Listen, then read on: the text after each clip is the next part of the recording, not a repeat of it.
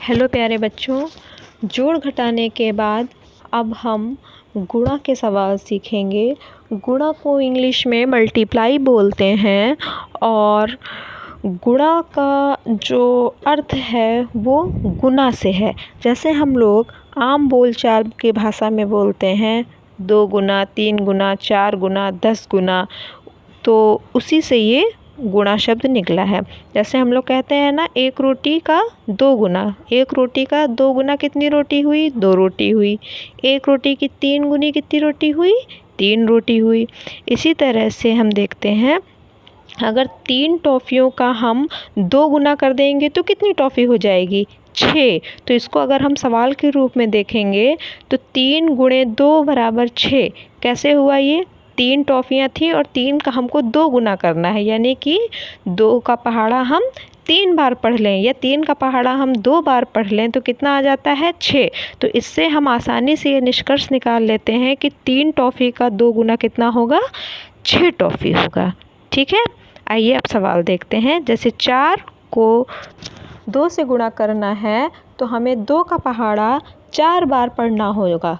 तो 2 का पहाड़ा जब हम 4 बार पढ़ते हैं तो आता है 8, यानी 2 चौको 8। तो 8 गुणनफल हो जाता है। इसी प्रकार अगला सवाल हम देखते हैं।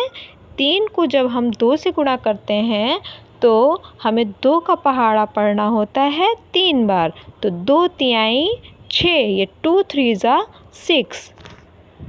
तो इस सवाल में 3 और 2 का गुणनफल कितना आ जाएगा? 6। अगला सवाल में 5 को हमें 3 से गुणा करना है तो 3 का पहाड़ा हम 5 बार पढ़ते हैं। तो 3 का पहाड़ा जब हम 5 बार पढ़ते हैं तो आता है 15। तो 3 और 5 का गुणनफल कितना हो जाता है? 15। अगला सवाल देखते हैं। अगले सवाल में हमें 8 को 6 से गुणा करना है तो हमें 6 का पहाड़ा 8 बार पढ़ना होगा।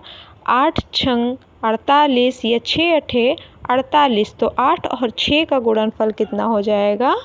48। आज हमने एक अंकों से गुणा करना सीखा है। अगले भाग में हम 2 अंकों से और 3 अंकों से गुणा करना सीखेंगे। इसके लिए सारे बच्चे 2 से लेकर 20 तक पहाड़े अच्छे से याद कर लेंगे। Thank you. Please like, subscribe and share this video.